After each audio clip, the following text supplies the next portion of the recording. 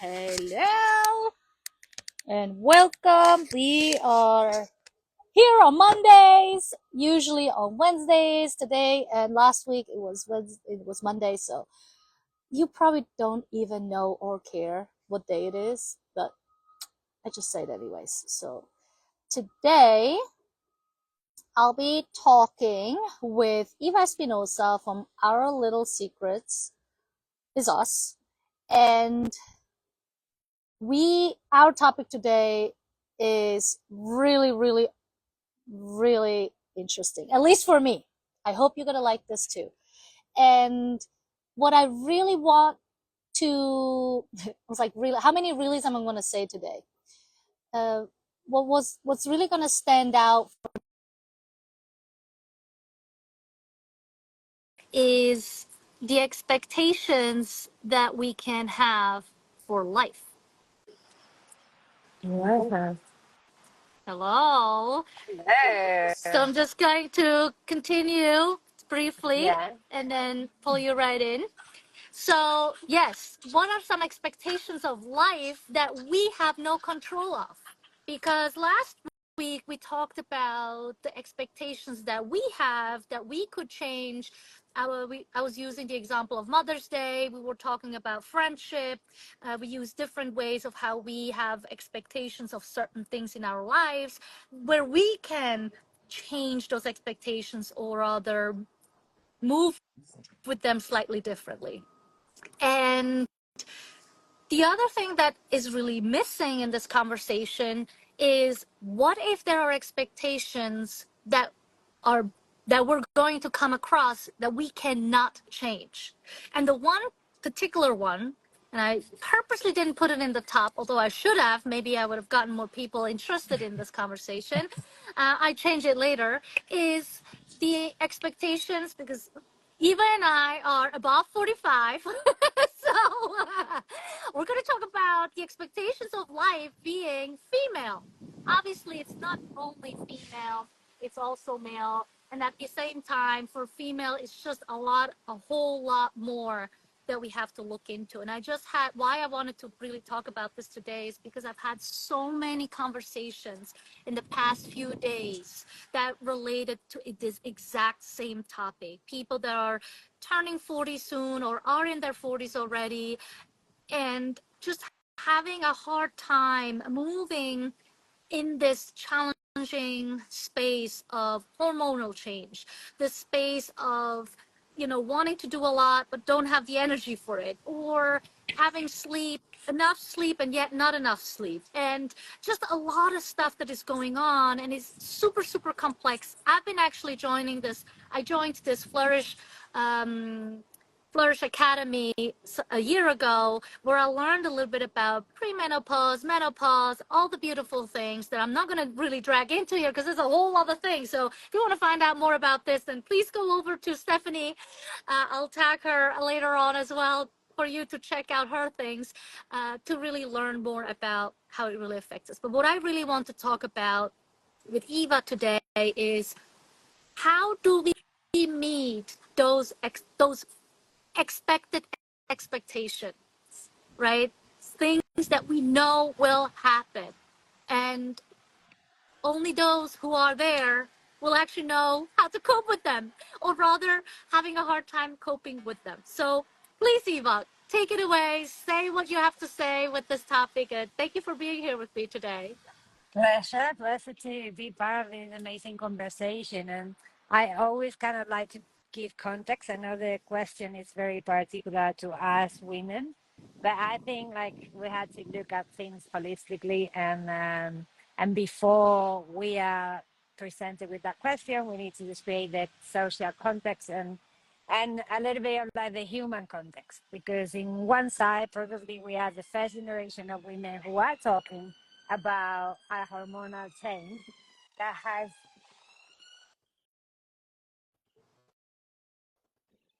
alarmed all of us, like if it has never happened before. And I think I want to compare like the expectations that we have to meet, like for example dying, and also for example having your menopause. And I'm sure there is a man pause that we haven't really located, but that is also happening, and that obviously our colleagues will take a bit longer to jump into it. But then that moves me straight into the other context, because the context is like, what is a woman, what is a man, and what they represent socially. So women, as much as we've been able to exist since we were kind of private objects, in a way, like it's just very recent that we have uh, emotional and most importantly economical independence to make choices.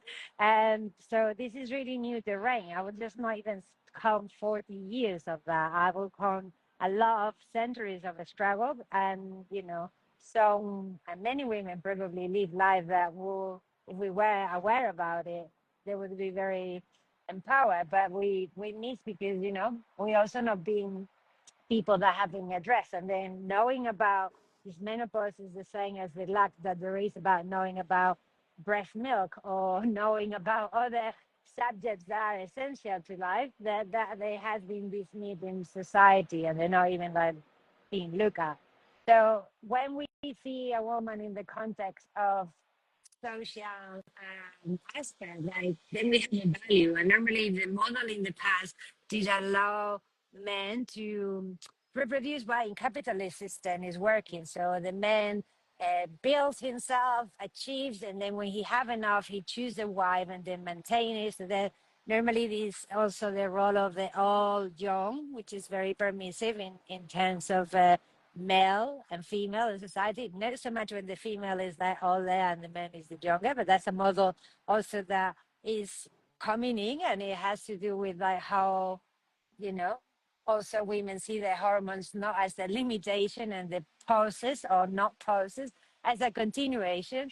And but the truth is that there is that value, like women were come there for the beauty, for the capacity to reproduce, and that is something also that has come away from both, like we're lacking in male and female, like being able to become parents, no? But I think what we associate with menopause with is with the MOT of femininity, which no longer is really, something that you cannot extend.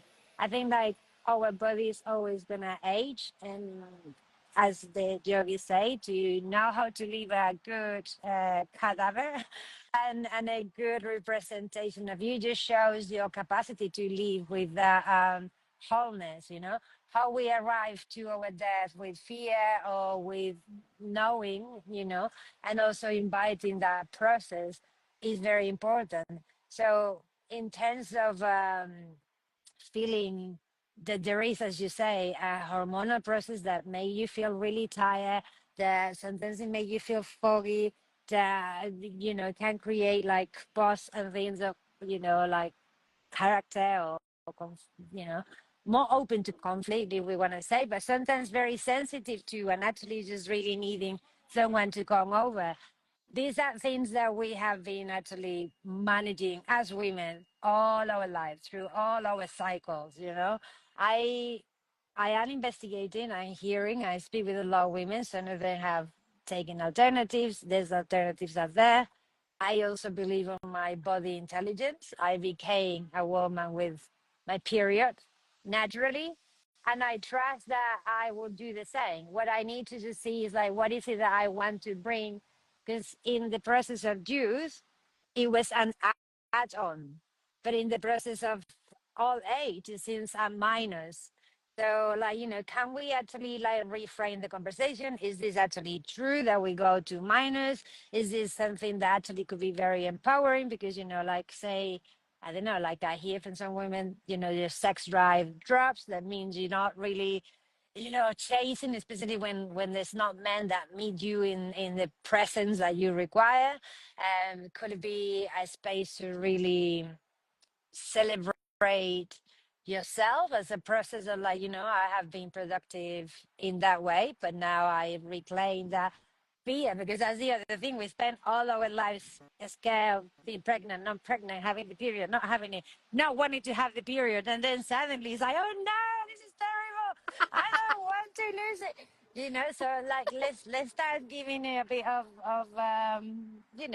air to the conversation, of bringing all those aspects, of realizing that men have also lost this kingdom of like having that they can access always to younger women, and there's a conversation that needs to be said about what is use.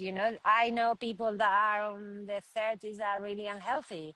I know people that are in the 70s that are incredibly, so I think it's always about finding that optimal state of yourself. It's not like you're prying, it's not like you're more, you know but it's just what is optimal to you and also to the process. So if you know that there's going to be a loss of focus, there's going to be, so what activities can we do to retain that focus, or to use the lack of focus to expand to other areas? So making something productive, and mostly definitely, what is the other option of like growing?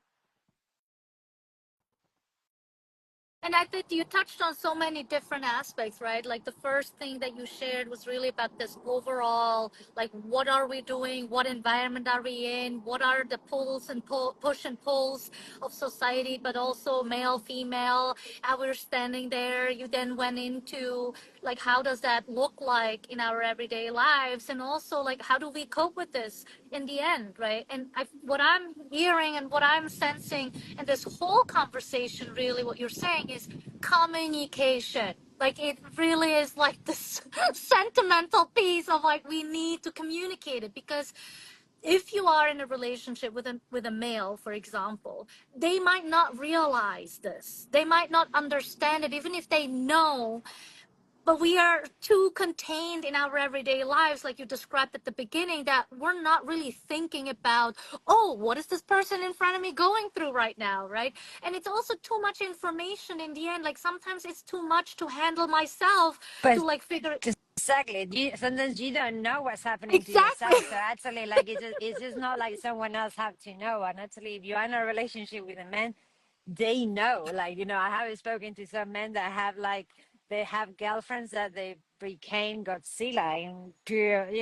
And as much as I have been very lucky to being crazy enough but contained to my own, but I think for women that really suffer premenstrual or menstrual themes, or they're not able to regulate with that, sometimes when I hear it from the men perspective, it's like there's a fear, it's like I remember this particular person is like he just turned complete, and then there's a justification for the woman too when we really lose our power, and then it's like, oh, like, oh, but I was in my period, and so there's this bipolarity, which at the end, the only thing that always requests, and the thing that life requests from us, is self mastery.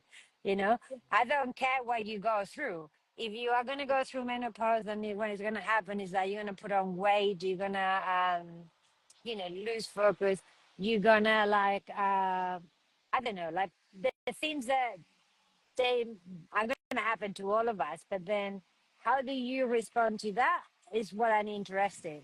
Are you like gonna like get very I mean, asthmatic, like doing nothing and just really cooking, making cookies and, hoping for something, you know, or are you actually gonna like refrain how is it that you want to feel in your body? Not just because again, like I go to my body as a way to somatically process life, but I also know that if I am not online with my physical health, I definitely sleep a lot on my mental health.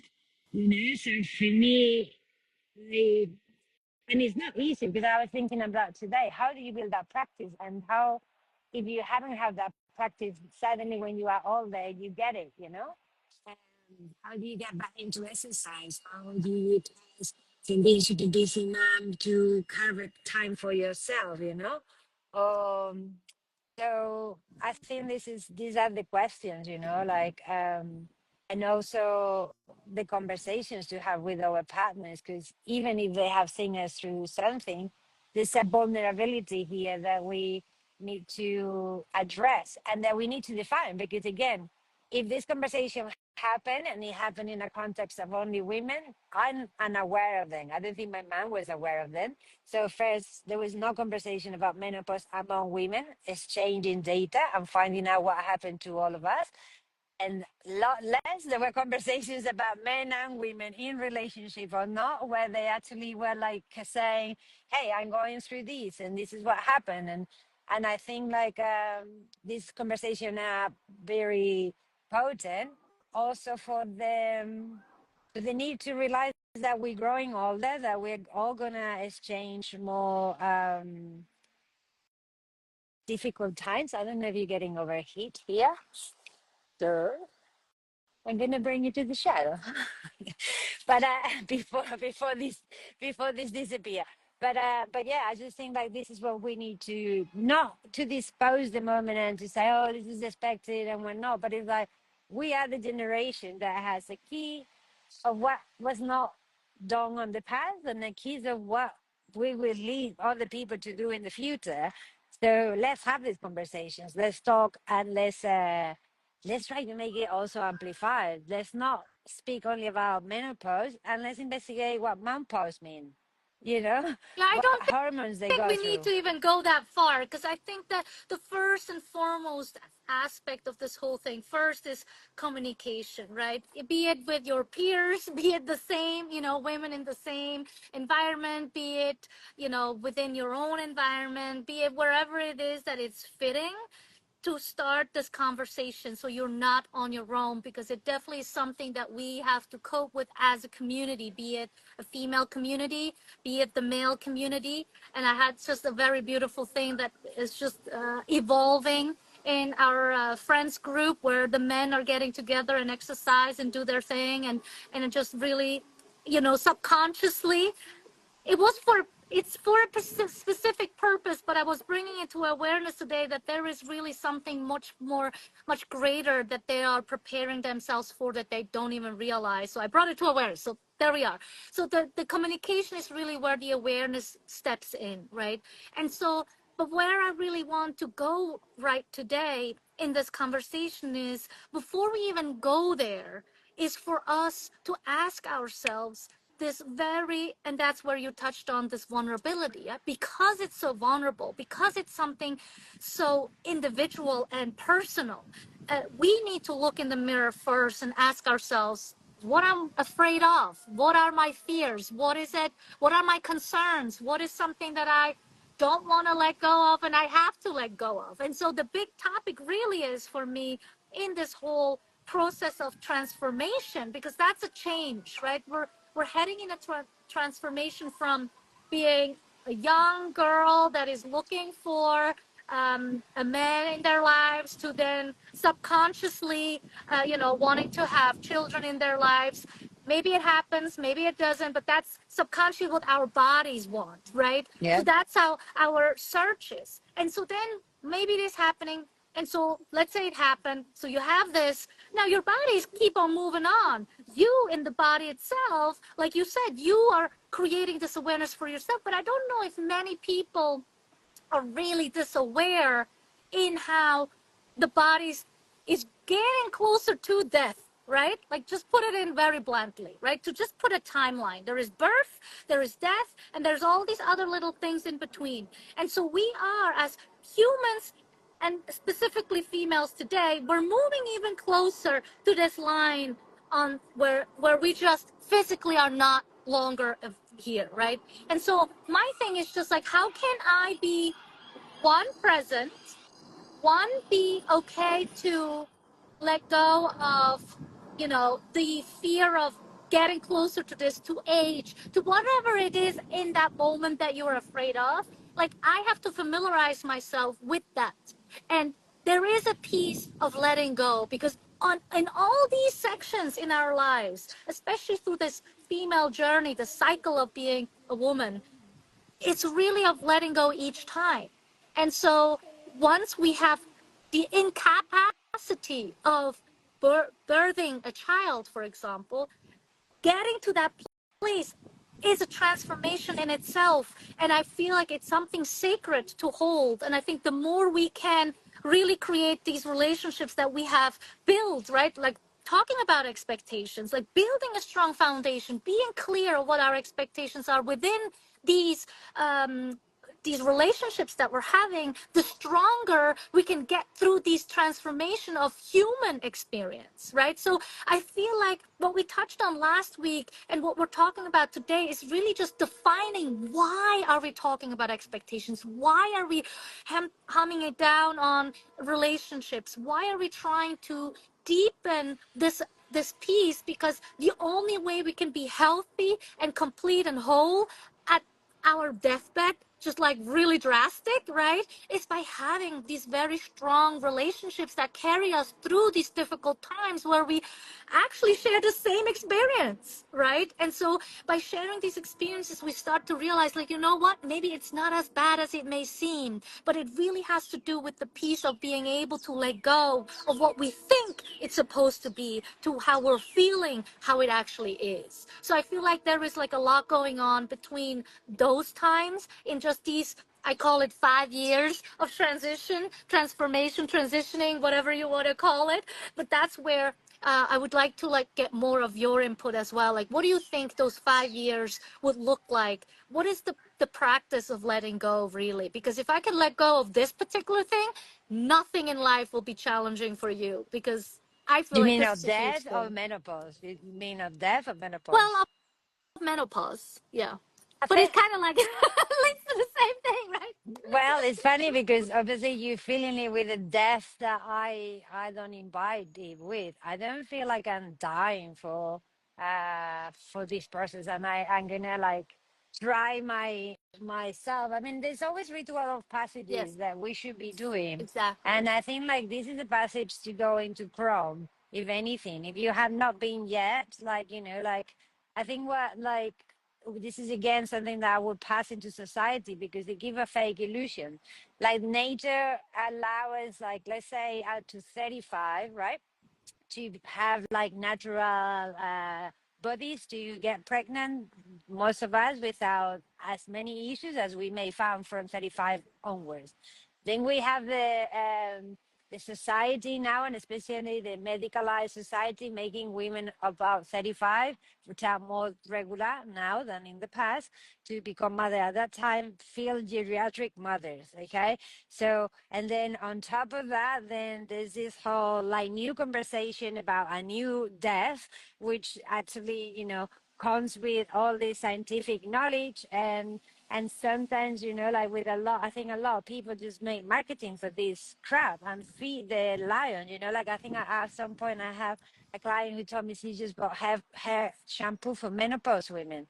And I was like, who is getting into this? And why are we tricking people to just, and I'm not saying that hair body needs different things, but you know what I mean? Like it's exploded and it's just it pairs with the idea that we are here to to reproduce in the system while it coexists with the idea that the man can be procreated until really late, even if it is because his legacy is also so men don't age, and if they age, they add value.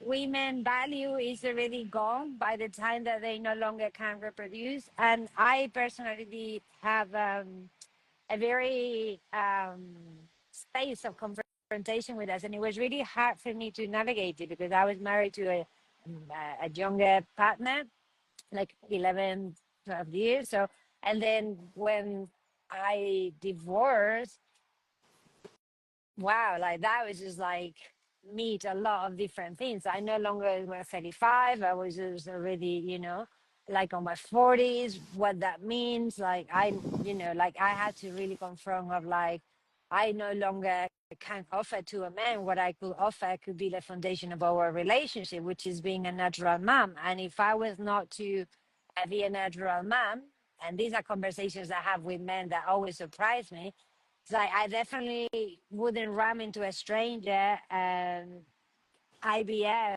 and the possibility of being mother.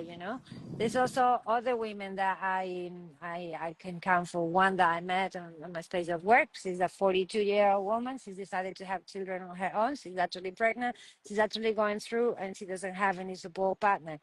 So I just challenge, I just challenge all these things, and I invite a thing to what your work is, you know, what our work is. First, what do I feel? Where do I feel? What meaning does it have, you know? And how can I express it? And with that expression and the listening or the holding the space or the interaction with others, I shape it in a way that I can digest it, you know? And also, you know, if it's gonna be death, is it death and reverse? Because it's not really gonna kill you. It's not like a, you know, it's not like a threat, like a cancer or anything like that. And if there are parts of you you don't want to let die, what are you gonna do to rescue them? You know, what are you, you know what I mean? Like, I think now also, like we saw in COVID, but in general, like people go to the gym because A, I think they are meeting places, B, like it really make everyone feel better, maybe not look better, because you know, like we have this like looks and people with the back completely jam and all that. So it's not about force, but it's also a space where I imagine we are becoming more proactive, and we are taking care, even if in the outside it look like, oh, you, it's vanity, but you're taking care of yourself, you're going back to your yoga practice, you know, like it's about embodying. And I want to think that like in any process of grieving the passage of someone, something, there is something that we let go, and there is also something we receive. So I think what is important is to also see the possibilities, you know, like I want to live. And obviously, you know, when I look at my mom and she show me her arms, and, you know, they're all like wriggly, and I find her beautiful, but I know, and I have a beautiful woman this weekend in, and she's like, I just find it difficult to become all. And I'm like, I hear you fully, because it's not easy, you know what I mean? It's not like but then is it because we haven't associated? I mean, I don't find that men, and let's look at, for example, men in Hollywood, like, you know, these like big super handsome, they go through the same insecurity of like, you know, plastic surgery. They go through the whole things. We're just not really like talking, and there's no talk about like how well they look, while a woman is always in that kind of like in the 30s, you know. And also the ones that are over 40 that they look good, they are over polished or like very distant, you know. So we need a new model. We need the model of like everyday woman who is in tune with what is happening, who is in power with what she's doing about what is happening, and that also is this part of the representation of how we can guide people that, you know, either they inspire or at least they level us up. Yeah, and I mean, what really stuck out for me when you were talking is one that there is a piece of superficiality for like we as women, maybe over decades, not necessarily in the moment, but over decades, being reduced to our external, and And compete that's what was, and yes, compete. yeah, and that would stuck out, right? And it's like if you weren't having a certain presentation of yourself, then you were just not even noticed. And so it was already hard to be noticed in the field of work, right, when there is more men than women. And the other piece really comes in is that we're spending way too much time on things that won't really make a difference, right? And like I was talking to my mom earlier as well. I was talking to my mom about exactly that same topic where people are sharing their challenges around, you know, being in their midlives, trying to figure out like, do I want this for the rest of my life? What do I do with the rest of my life? Like you're at this point where it's kind of like, okay, where am I going, right? Where you have to make certain decisions and you have to get used to this body that you're in. And at the same time, there is nothing to get used to because this is still your body. The only thing you have to get used to is this piece up here, the vision that we have of But ourselves. And so, what I'm noticing when I was talking to my mom, that we both have that same way of looking at life is like it's part of life. And I feel like that's where really this peace comes in, that we feel like there we have so much control on how it's supposed to be. We feel like we know where it's going, when in fact we don't really know, and we don't like what we see ahead of us, what's coming. And Well, I would say your mom is a beautiful woman. I now I'm here and stepping in, and I wouldn't mind turning into how your mom look at her age. But there was something that was coming also. Is like, for example, for your mom who and yourself, who you lose your father no long ago. You know, that is also a space that she has to re Bill. Like, she was in a long life relationship with a partner, and now she's older and she's alone, and what she want to do, and maybe it will be time where they both did things together, and now she has to choose. I also think that we need to adapt to our um, bodies too. There's going to be a, like my mom called it, the little people inside her, but it's actually atrocious. It's like the little people have been working tonight in my arm or whatever. But this is true, like, like, it's true also because depending how you have been working your life, there will be illnesses that are inherited, and God knows, because the environment, what we eat, all these things, microplastic, they are in us. They weren't so many in other generations, so we'll see even more things. There's also more mental. I don't know if it happened in the past, but I don't think people did tend to have that many mental illnesses like Alzheimer and things like that. So yeah, we need to connect with our body. We need to know what is optimal for us in each moment and adapt. But as you say, every time you think you lose something, you gain something. And I'm thinking about David. Is all must be on the long 80s, or maybe more. And he's an amazing dancer, and I have seen him in the dance scene a long time. And he's married to a younger woman, and they dance together. He no longer can dance with other people because, like, I don't think he trusts his balance and things. But he's there, and I love that about dancing. And maybe this is another way, where ages don't matter, but he does the showing up. He may not do it like the way that he wanted to, but he show up. And I think like women, they do the same. And I hope you agree with me. When you look at your mom, or I look at my mom, I say beautiful women. So if we can just chip into that and bring it into our mirror positivity, you know, then it's about owning what age look like. Because if it's gonna be look like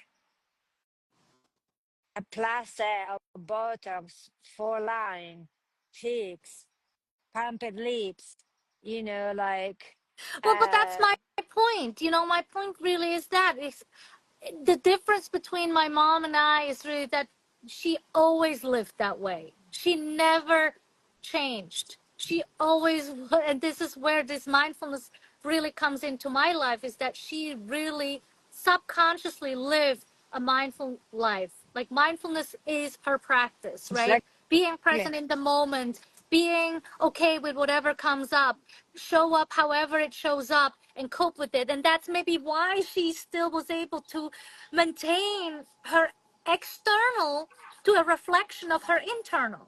So it really becomes this piece I mentioned earlier about looking in the mirror and being honest with oneself. Is why am I afraid? What am I concerned? What are some things that I, just to be more clear, because at some point these answers that you will get will demonstrate that there is a delusion, an illusion, or however you want to describe on how we want life to be. Because these concerns that we're having, that I'm going to get old, for example, it's a fact. There is nothing you can change. Even if you change the way you look, you're still getting older on the inside. So the sooner we can embrace the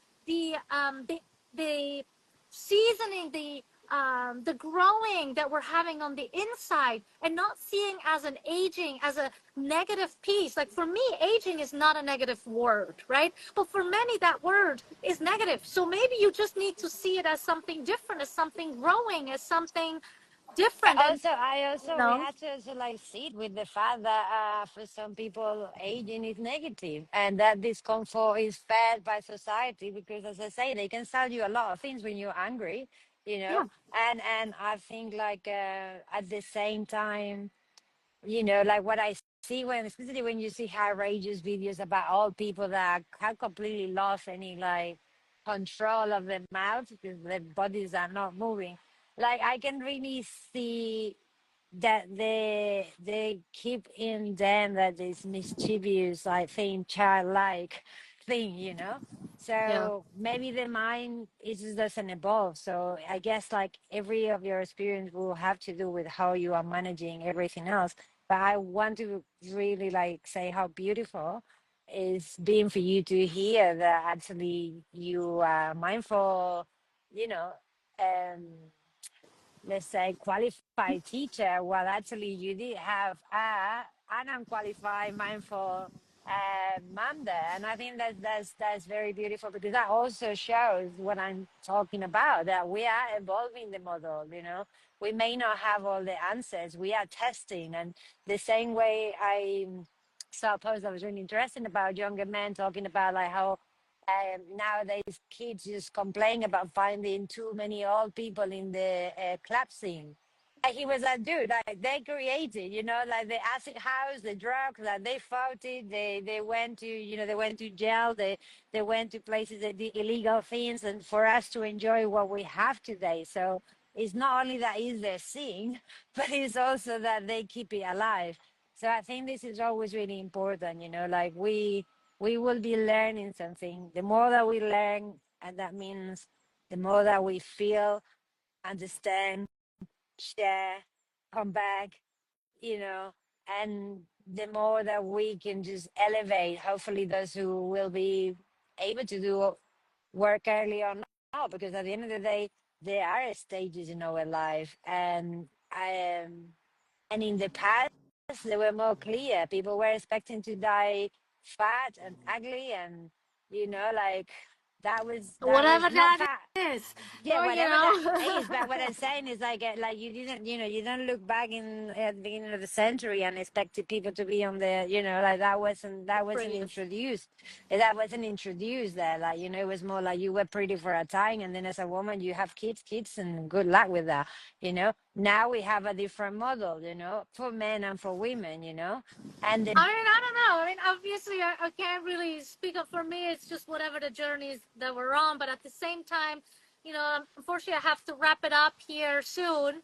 So the only thing that I really want to, raise as a thought process here. Obviously, this conversation is not finished. There is still so much to unpack to this topic. But what really is important to me is for us to figure out a way to practice to let go, and be it letting go of the littlest thing of being upset of something not turning out the way I wanted it, and find a way to ease into these unmet expectations and just invite the continuation. This is how we, you know, this is how expectations are met, because we invite the continuation, and then we open space for what we cannot expect, letting pass what is that's expected. exactly You know, what I mean. It's like you yeah. have to practice with the expectations that you can change, but practicing to let go of the when they are not being met, right? And so that's where there are some expectations of life that we cannot change. We cannot change to get older. We can't change that there will be a death at the end of our lives,